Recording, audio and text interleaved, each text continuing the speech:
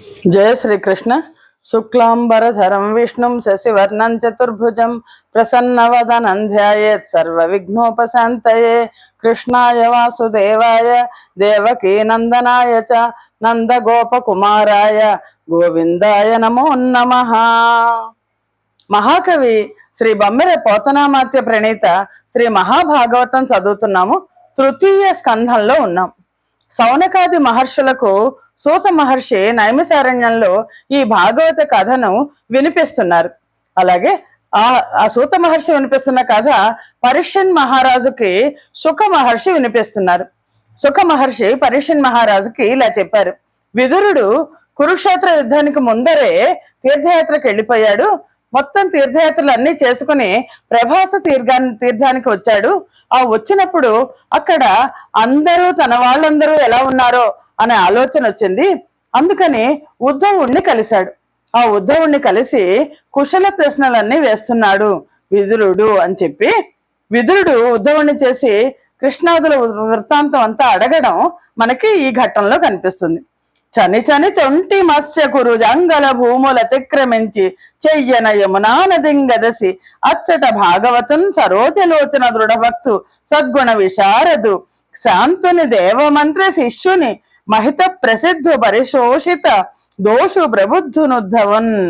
వెళ్ళి మత్స్య కురు జాంగల భూములను దాటి యమునా నదిని సమీపించి అక్కడ భాగవతుడు శ్రీకృష్ణ భక్తుడు, మంచి గుణాలు కలిగేవాడు, శాంత స్వరూపుడు, దేవతల మంత్రి అయిన బృహస్పతి శిష్యుడు, ప్రసిద్ధుడు, పాపరహితుడు అయిన మూర్తీభవించిన చైతన్యం కలవాడైన ఉద్ధవుణ్ణి చూశాడు. ఉద్ధవుణ్ణి చూడంగానే చాలా ప్రేమ కనిపించింది. ఎందుకంటే ఉద్ధవుడు కృష్ణ భక్తుడు. ఆ కృష్ణ పరమాత్మ గుర్తొచ్చారు. కానీ అనురాగ వికాసము తన మనమున దొంగిలింప దగ్గర గాఢాలంగనం ఆచరించి నెయ్యంబున కుశల ప్రశ్న చేసి ముదమున పలికెన్. అక్కడ చూడంగానే మహనీయుడైన ఉద్ధవుని చూడగానే విదురుని మనస్సులో చాలా ప్రేమ అతిశయించింది. గాఢాలింగనం చేసుకుని స్నేహంతో కుశల ప్రశ్నలు వేసి సంతోషంతో ఇలా అడగడం మొదలెట్టాడు. హరిభక్తులు పుణ్యాత్ములు దురిత విదూరులు విరోధి దుర్దమ బలులున్ గురుకుల తిలకులు గుంతీవర సూనులు కుశలులే యవారిత భక్తిన్. హరిభక్తులు పుణ్యాత్ములు పాపరహితులు శత్రువుకి ఏమాత్రం లొంగని వాళ్ళు, కురువంశానికి అలంకారప్రాయమైన వాళ్ళు అయిన కుంతీదేవి కుమారులందరూ కూడా క్షేమంగా ఉన్నారా? ధర్మరాజ భీమ అర్జున నకుల సహదేవులు క్షేమంగా ఉన్నారా అని హరి తన నాభి పంకరుహమందు జనించినట్టి భారతీశ్వరుడు అతి భక్తి వేడ యదు వంశమునన్ బలరామకృష్ణులై పరగ జనించి భూభరము బాపిన భవ్యులు రేవతీందిరా వరులట సూరసేనున నివాసమునన్ సుఖమున్నవారలే. శ్రీ మహావిష్ణువు తన నాభి కమల నుండి పుట్టిన బ్రహ్మ ఎంతో భక్తితో ప్రార్థిస్తే యదు వంశంలో శ్రీకృష్ణ బలరాములుగా ఉద్భవించి భూభారాన్ని తగ్గించారు. అలాంటి మహానుభావులు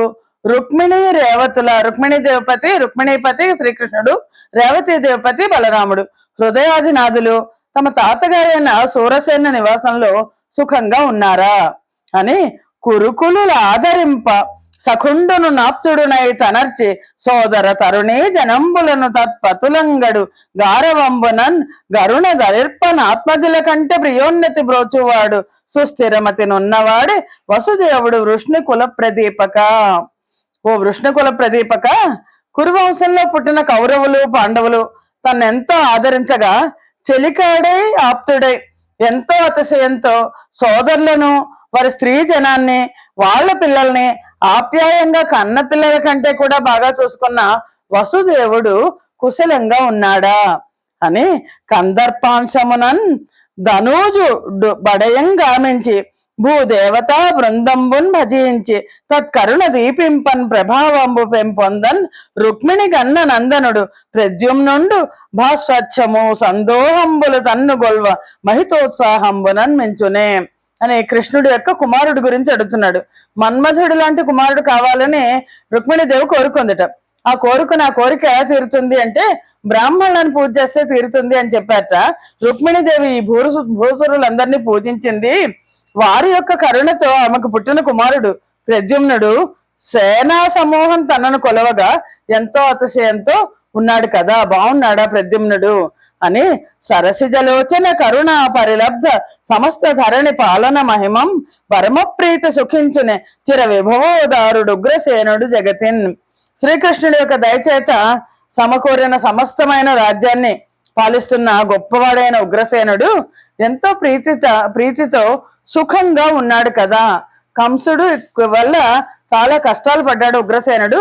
చివరికి కంసుడిని శ్రీకృష్ణ పరమాత్మ వధించిన తర్వాత ఉగ్రసేనుడు రాజయ్యాడు. ఆయన పెద్ద ఆయన ఉగ్రసేనుడు క్షేమంగా ఉన్నాడా అని లలిత పతివ్రతామణి విలాసవతి తిలకంబు పార్వతీ లలన కుమారు గన్నటు సులక్షణ జాంబవతీ లలామ నిర్మల గతి గన్న పట్టి సుకుమారత నుండు విరోధి భంజనోత్కలిత సుఖించునే గుణ కదంబుడు సాంబుడు వృష్ణి పుంగవ.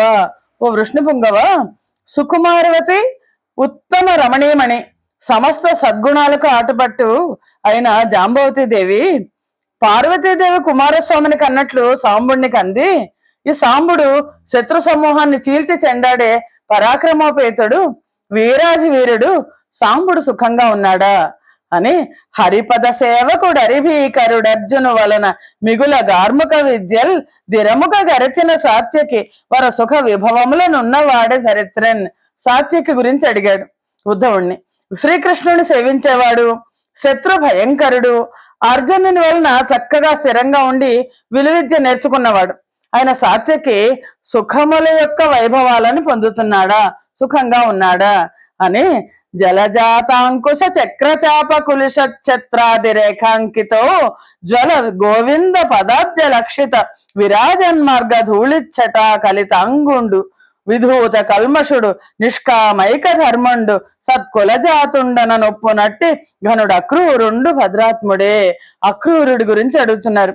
గోవిందుని పాదాలు పద్మము, అంకుశము, చక్రము, ధనుస్సు, వజ్రము, ఛత్రము ఇలాంటి శుభరేఖలతో విలాజిల్లుతుంటాయి. నిరంతరం ఆ పాద సేవ చేసే ఆ పాద ముద్రలు ఈ అక్రూరుడి మీద ఉంటాయట. ఆ బాటల్లో దుమ్ము వద్ద మేనుతో పుణ్యాత్ముడైన అక్రూరుడు ఆనందంగా ఉన్నాడా. ఎలాంటి వాడు అక్రూరుడు అంటే ఏ కోరికలు లేనివాడు, ఏ కోరిక లేకుండా ధర్మాన్ని ఆచరించేవాడు, ఉత్తమ కుల సంజాతుడు ఆయన ఆ మహనీయుడు క్షేమంగా ఉన్నాడా అని శృతులును గ్రతు జాతము సమ్మతి దాల్చిన ఎట్టి వేద మాతగతిన్ శ్రీపతి తన గర్భమున రక్షిత చేసిన గరిత దేవకీ సతి సుఖమే. దేవకీ దేవి గురించి అడిగాడు. వేదాలను యజ్ఞయాగాది క్రతువులను తన ఇచ్చ చేతనే ధరించిన వేదమాతలాగా శ్రీమన్నారాయణుణ్ణి తన గర్భంలో ధరించిన ఇల్లాలు దేవకీ దేవి సుఖంగా ఉందా అని మహాత్మా గొప్ప ఉపాసకులైన వాళ్ళ కోరికలు భగవద్ అనుగ్రహం చేత తీరుతూ ఉంటాయి. ఆ భగవంతుడు శబ్ద శాస్త్రానికి కారణమని దేవతలందరూ శుభం పలుకుతుంటారు. ఆ కారణంగా మనోమయుడైన ఆ పరమాత్మ సకల జీవులలోనూ చతుర్విధ అంతఃకరణ రూపంలో ఉంటాడు. ఆ చతుర్విధాల అంతఃకరణ ఏంటంటే లోపల చిత్తము, అహంకారము, బుద్ధి, మనస్సు. ఈ నాలుగిటికి అధిదేవతలు ఎవరంటే వాసుదేవ, సంకర్షణ, ప్రద్యుమ్న, అనిరుద్ధులు. ఈ చతుర్విధ తత్వాలకు కూడా మూలమైన ఆ అనిరుద్ధ కుమారుడు సుఖంగా ఉన్నాడా. వాసుదేవుడు, ప్రద్యుమ్నుడు, అనిరుద్ధుడు, సంకర్షణుడు ఈ 4 నామాలు కూడా గొప్ప మంత్రాలవి అని ఇతరారాధన మాని కృష్ణు కమలాధీశం వయోజాస నార్చితు భక్తిన్ నిజనాథుగా సతతమున్ సేవించు పుణ్యుల్ జగన్నుతుల అధ్యాత్మ విధుల్ మహాభుజులు మాన్యుల్ ధర్మ మార్గుల్ సమున్నతి సత్యాత్మజ చారుధేష్ణ గదుల ఆనందాత్ములే ఉద్ధవ. సత్యభామ యొక్క పిల్లలు ఎలా ఉన్నారు? ఉద్ధవ, ఇతర పూజలన్నీ విడిచిపెట్టి బ్రహ్మచే కూడా పూజించబడేవాడైన ఆ శ్రీ మహావిష్ణువుని, శ్రీకృష్ణ భగవానుణ్ణి తమ రక్షకునిగా భావించి ఎల్లప్పుడూ సేవించే పుణ్యులు, ఈ జగత్తులో అందరి చేత స్తుతించబడేవాళ్ళు, అధ్యాత్మ విధులు, గొప్ప పరాక్రమం కలవాళ్ళు, గౌరవింపదగిన వాళ్ళు, ఎప్పుడూ ధర్మ మార్గంలో సంచరించే వాళ్ళు అయిన సత్యభామ పిల్లలు చారుధేష్ణ గదులు ఆనందంగా ఉన్నారు కదా అని క్రోధమాత్సర్యధనుడు సుయోధనుండు ఉలుచు నెవ్వని సభ చూసి కలుష మొదవి మనములోన నసూయ నిమగ్నుడయ్య అట్టి ధర్మజుడున్నాడే అనగ చరిత. ధర్మరాజు ఎలా ఉన్నాడు? ఓ పుణ్య చరిత్ర. క్రోధము, మాత్సర్యం ఈ రెండే ధనం సుయోధనుడికి. ఎవడి సభ చూసి మనస్సులో అసూయతో మునిగిపోయాడు ఆ అదృష్టవంతుడు ధర్మరాజు సుఖంగా ఉన్నాడా అని చిత్ర విచిత్ర గతులలో నడిచిన గొప్పదైన గదాయుద్ధంలో కౌరవులను మట్టుబెట్టిన మల్లయోధుడైన తనయుడు భీముడు కుశలంగా ఉన్నాడా? ఘన గదాభ్యాస చిత్ర సంగతుల మెరసి కురు కుమారుల భూరి సంగరములోన హతుల గావించి వెలసిన ఎట్టిజెట్టి తనయుండు కుశలి అయి పరలునయ్యా అని ఆ తర్వాత అడుగుతున్నాడు. హరి కరుణా తరంగిత కటాక్ష నిరీక్షణ లబ్ధ శౌర్య విస్ఫురణ దనర్చి తన్నునని బోయగతిన్ గిరిశుండెదిర్చినన్ బరవసమొప్పగా గెలిచి పాశుపతాస్త్రము కొన్న శత్రుభీకరుడు ధనంజయుడు శుభక స్థితి మోదము నొందుచుండునే. అర్జునుడు ఎలా ఉన్నాడు? హరి యొక్క కరుణా తరంగాలు పొంగి పొరలే కడగంటి చూపుల వల్ల తనకు సంప్రాప్తించిన శౌర్యాతిశయంతో ఒక బోయలాగా వచ్చిన ఈశ్వరుడు పార్వతీపతి శంకరుడు తన్ను ఎదుర్కొన్నప్పటికీ ధైర్యంగా గెలిచి ఆయన్ని మెప్పించి పాశుపతాస్త్రం పొందిన శత్రు భీకరుడైన అర్జునుడు సుఖ సంతోషాలతో ఉన్నాడు కదా అని తెరగొప్పన్ జననీ వియోగమున కుంతి స్తన్య పానంబు సోదర సంరక్షయు గల్గి దేవ విభు వక్రస్థామృతంబున్ ఖగేశ్వరుడు అర్ధింగైకొన్న మాట్కి గురు వంశశ్రేణి నిర్జించి తద్ధరణి రాజ్యము కొన్న మాద్రి కొడుకుల్ ధన్యాత్ములే ఉద్ధవా. ఓ ఉద్ధవా, తనకు తల్లి లేదు, తల్లి లేని కారణంగా మాద్రి కొడుకులు ఇద్దరు తల్లి లేని కారణంగా కుంతీదేవి యొక్క చనుబాలు తాగారు. సోదర సంరక్షణ కలవాళ్ళు ఇంద్రుని యొక్క అధీనంలో ఉన్న అమృత కలశాన్ని తన పరాక్రమంతో పొందిన గరుత్మంతుడిలాగా కౌరవులందరినీ జయించి వారి అధీనంలో గల రాజ్యాన్ని జయించిన వారైన మాద్రి కొడుకులు నకుల సహదేవులు ఆనందంగా ఉన్నారా? పాండుభూమీశ్వరుండు సంప్రాప్త మరణుడైన శిశువుల బ్రోచుటకై నిజేసు గూడి చనకొన్న ఎట్టి ఆ కుంతి భోజ తనయ జీవించునే నేడు మన చరిత్ర. ఓ ఉద్ధవ, ఆనాడు పాండురాజు మరణాన్ని పొంది ఉండగా కేవలం శిశువులను సంరక్షించడం కోసం భర్తతో సహగమనం చేయకుండా జీవించి ఉంది ఆ కుంతీదేవి. ఆ కుంతీదేవి ఇప్పుడు ఎలా ఉంది? క్షేమంగా ఉందా అని అని అనుజాతుండగు పాండుభూవిభుడు నిర్యాణంబునున్ బొంద నాతని పుత్రులు తను చేరవచ్చినను మాచెంబు బోదట్టి ఎగ్గొనరించ ధృతరాష్ట్ర భూమి విభుడెట్లూహింపగా నెగ్గు చేసిన వాడే ఎగుగాక మేలు గలదే చింతింపగా ఉద్ధవ. ఉద్ధవ, తమ్ముడైన పాండురాజు మరణిస్తే అతని కుమారులు తనను చేరారు. వాళ్ళకి న్యాయం చేయలేదు సరిగదా, కీడు చేశాడు ధృతరాష్ట్రుడు, నిజానికి అపకారమే చేశాడు. ఇప్పుడు ఆ ముసలైన వృద్ధుడు ధృతరాష్ట్రుడు ఇప్పుడు ఎలా ఉన్నాడు? అనుజుడు వీడనకయ తనయులు నన్ను వెడల నుడువదా నూరక యుండిన ధృతరాష్ట్రుండు నరకంబున బడు నాడైన దుఃఖమున ననఘాత్మ. ఈ పద్యం నాకు సరిగ్గా చదవడం రాలేదు. అనుజుడు వీడనకయ తనయులు నన్ను వెడల నుడువదా నూరకయుండిన ధృతరాష్ట్రుండు నరకంబున బడు నాడైన దుఃఖమున ననఘాత్మ. అనగా తన కొడుకులు తను వెళ్ళగొడితే తను ఊరికే ఉండిపోయాడు, కానీ నన్ను వెళ్ళగొడితే విదురుడిని వెళ్ళగొట్టారు. తన కొడుకులు నన్ను వెళ్ళగొడితే ఊరికే ఉండిపోయాడు, కానీ తనకు నేను తమ్ముడిని కదా, ఒక్క మాట అయినా మాట్లాడలేదు. అప్పుడు నేను అనుభవించిన దుఃఖానికి ప్రతిఫలంగా తప్పక నరకయాతన అనుభవిస్తాడు అని ధృతరాష్ట్రుడి గురించి అంటూ, నువ్వేమో పరమశాంతుడవు, ఇలా దుఃఖపడ్డం కర్తవ్యం కాదు అంటావేమో. పరాత్పరుడైన హరి కేవలం మానవాకృతితో ఈ లోకంలో పుట్టి తన మాయా ప్రభావంతో మానవులందరినీ మోహపెడుతున్నాడు. నరలోక విడంబనమున హరి పరమ పరుండు మానవాకృతితో నిర్ధర బొట్టి ఆత్మ మాయా స్ఫురణము మోహింపజేయు భూజన కోటిన్ అని. కాబట్టి మహాత్ముడు మహానుభావుడు ఎలాంటి వికారాలు లేనివాడైనా ఆ శ్రీహరి యొక్క మాయా వ్యామోహాలకు నా మనస్సు లోనైనప్పుడు నేను దుఃఖిస్తుంటాను, సంసారంలో చిక్కుకొని దుఃఖాలు పొందుతాను. అలా కాక ఆ పరమేశ్వరుని దయామహిమలో తేలిన వేళ సుఖంగా ఉంటాను. నేనే కాదు, ఆ బ్రహ్మరుద్రాదులు సైతం ఆ విభుని మాయను దాటలేరు కదా. అయినా ఆ మహానుభావుని కరుణారసంతో కూడిన కడగంటి చూపుల వల్ల సమకూరిన జ్ఞానం అనే దీపకళిక కారణంగా నా దోషాలన్నీ పటాపంచలైపోయినాయి, నా దోషాలు చీకట్లు తొలగిపోయాయి. నా మనస్సు హరి యొక్క పాదాలను హత్తుకొని ఉన్న కారణంగా ఆ పరతత్వ దర్శనం కోసమే ఎల్లప్పుడూ ఎదురు చూస్తూ ఉంటుంది అని విదురుడు ఇలా అంటున్నాడు. అట్టి సరోజాక్షుడు ఆత్మీయ పదభక్తులు అడవుల నిడుమల గుడుచుచుండ దౌత్యంబు సేయ గొందరు విరోధులు పట్టి బద్ధుని చేయ సన్నద్ధులైన బలహీను మాట్కి మార్పడలేడయ సమర్థుడని తలచెదవేని నచ్చుతుండు పరుల జయింపనోపక కాదు విద్యాభిజాత్య ధనమత్తులే జగతి పెక్కు బాధల నలంచు దుష్ట భూపతుల నెల్ల సైన్య యుక్తంబుగానని సంహరించు కొరకు సభలోనప్పుడా కొరుకుమారు లాడు దుర్భాషణములకు నలుగడయ్యే. శ్రీకృష్ణ రాయబారం జరిగినప్పుడు ఆ హరి తనకు ఇష్టలైన భక్తులు పాండవులు అడవుల్లో అనేక కష్టాలు పడుతుంటే వాళ్ళ నిమిత్తం రాయబారిగా వెళ్ళాడు. కొంతమంది విరోధులు ఆయన్ని కట్టేయడానికి బంధించడానికి సన్నద్ధులయ్యారు. అప్పుడు అశక్తుడిలాగా వాళ్ళని వారించలేదు. అసమర్థుడని అనుకుంటే ఆ తప్పు. అచ్యుతుడు పర్లను జయించలేక కాదు, విద్య వంశం ధనం వీటి వలన మత్తులై లోకులను పెక్కువ బాధలకు గురి చేస్తున్న దుర్మార్గులైన రాజులందరినీ ససైన్యంగా యుద్ధంలో సంహరించడం కోసమే అప్పుడు ఆ కౌరవులు ఆడే దుర్భాషలన్నిటికీ కూడా ఆగ్రహం తెచ్చుకోలేదు అని జననం బంధుట లేని ఈశ్వరుడు దా జన్మించుటెల్లన్ విరోధి నిరాసార్థము వీత కర్ముడగున దేవుండు ఘర్మ ప్రవర్తనుడవుటెల్ల చరాచర ప్రకటభూత శ్రేణులన్ ఘర్మవర్తనులన్ చేయదలంచి కాక కలవే దైత్యారికెం ఘర్మముల్. నిజానికి పరమాత్మకి కర్మలనే ఉంటాయా? ఆయనకి దుఃఖము శోకము ఉంటుందా? ఉండదు కదా.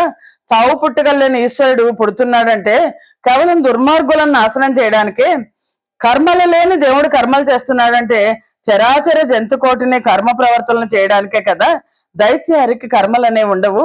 ఆయన కర్మ చేయడం ద్వారా మిగిలిన వాళ్ళందరం మనందరం కూడా కర్మలు చేస్తాం అని హరి నరులకెల్ల పూజ్యుడు హరి లీలా మనుజుడును గుణాతీతుడునై పరగిన భవ కర్మంబుల బొరయండట హరికి గర్మములు లీలలగున్. హరి నరులందరికీ కూడా పూజనీయుడు. ఆయన లీలా మానుష విగ్రహుడు, గుణాతీతుడు, భవబంధాలు ఆయనకి లేవు. అలాంటి ఆయన ఏదైనా కర్మలు చేస్తే అవన్నీ కూడా ఆయన లీలలు మాత్రమే అని ఈశ్వర ప్రతినిధులుగా ఉండి పరిపాలన చేస్తున్నటువంటి వారి అభ్యుదయం కోసం భూలోకంలో యాదవ వంశంలో బలరామునికి శ్రీకృష్ణుడు శ్రీహరి తమ్ముడిగా అవతరించాడు.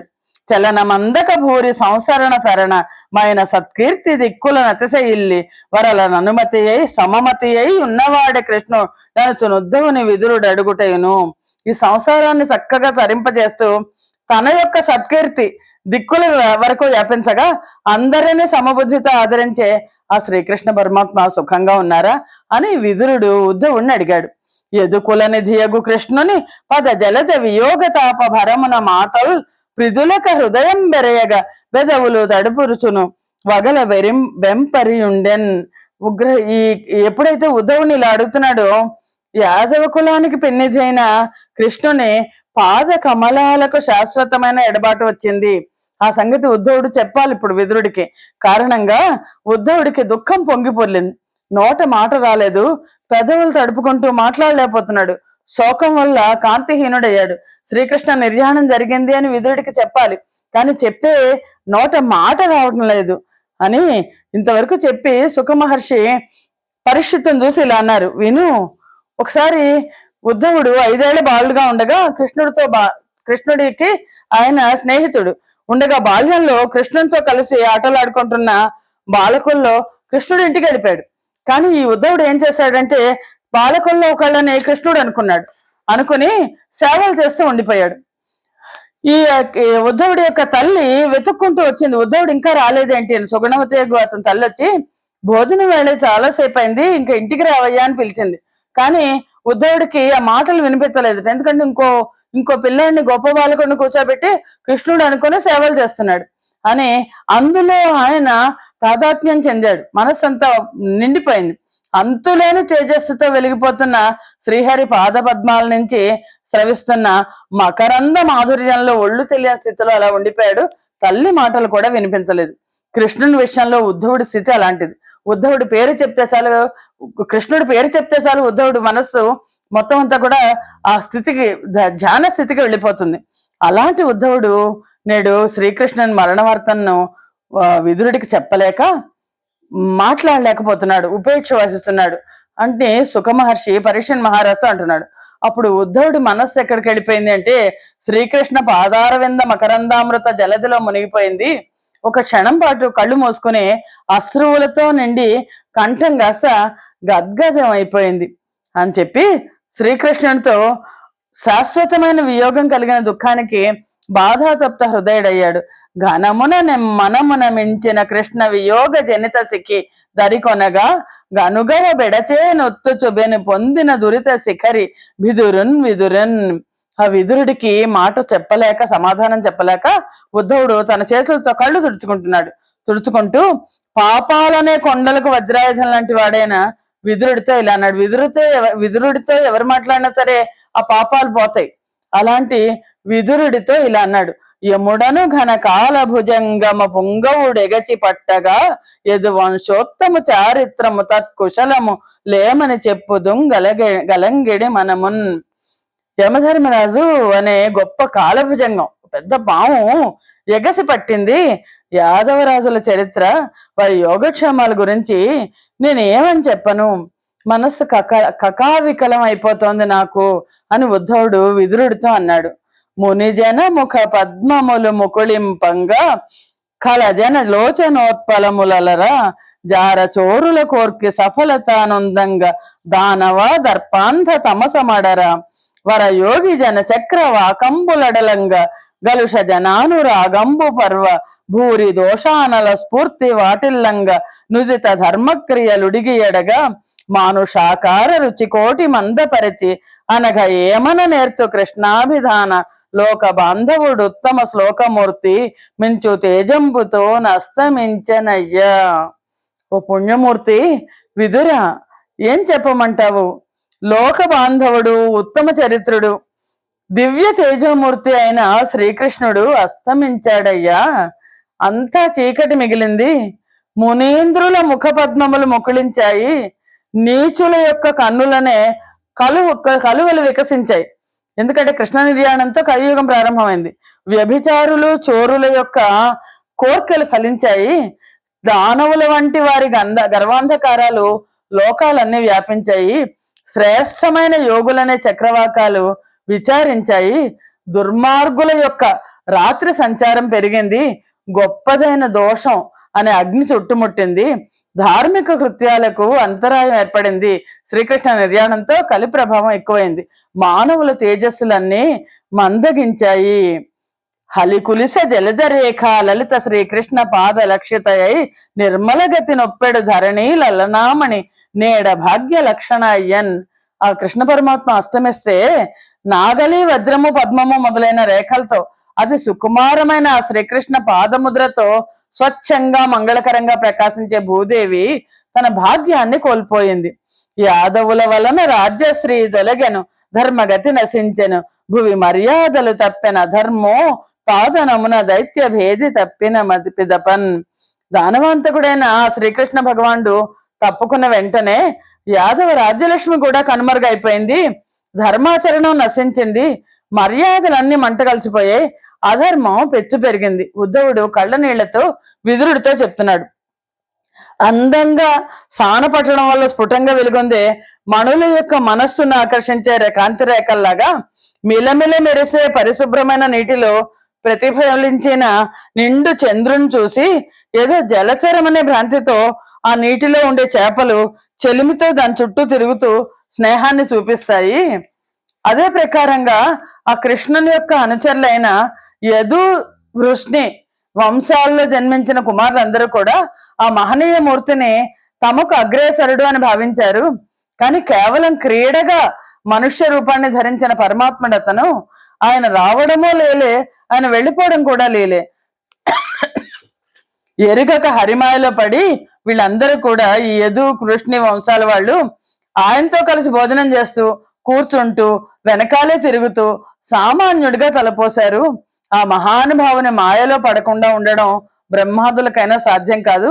అన్ని మంచి గుణాలు కలవారు, పురుష శ్రేష్ఠులు అయిన పరమ భాగవతుల విషయమే అలా ఉంటే తక్కిన వాళ్ళ గురించి ఇంకా చెప్పేదేముంది? కులము, విద్య, ధనము, బలము వీటి గర్వంతో మత్తెక్కి కన్నుగానక సంచరించే శిశుపాలాది రాజులు ఆ మహాత్ముని పరతత్వం తెలుసుకోలేక ఆయన్ను నిందిస్తూ కఠినంగా మాట్లాడుతుంటారే, ఆ నిందా వాక్యాలన్నీ తలుచుకుంటే నా మనస్సు చాలా క్షోభిస్తోంది. రక్షించే వాడిని చూడాలనే బుద్ధితో ఎప్పుడూ తపస్సులో మునిగి ఉండే భాగవతులకు అఖండ జ్యోతి స్వరూపంగా కనిపించి దుఃఖాన్ని దహించిన హరి మానవ రూపాన్ని వదిలి అంతర్ధానమయ్యాడు. అవితృప్తి క్షణధీ సమాహిత తపో వ్యాసంగులైనట్టి భాగవత శ్రేష్ఠులకు ఆత్మమూర్తి నిఖిలైక జ్యోతిమై చూపి శోక విశోకంబులు నిర్దహించి కమలాకాంతుండు శాంతుండు మానవ రూపంబగు దేహమున్ వదిలి ఎంతర్ధానుడయ్యంజుమే అని చెప్పి విదురుడికి ఉద్ధవుడు శ్రీకృష్ణ నిర్యాణం గురించి చెప్పి ఇంకా కొనసాగిస్తున్నాడు. ఈ ఘట్టాన్ని ఇక్కడ ఆప్ చేద్దాం.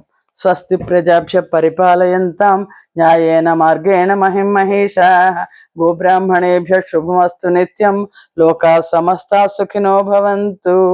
సర్వం శ్రీకృష్ణార్పణమస్తు. యదక్షర పదభ్రష్టం మాత్రహీనం యద్భవేత్ తత్సర్వం క్షమ్యతాం దేవ. నారాయణ నమోస్తుతే. శ్రీమన్నారాయణ నమోస్తుతే. జయ శ్రీకృష్ణ.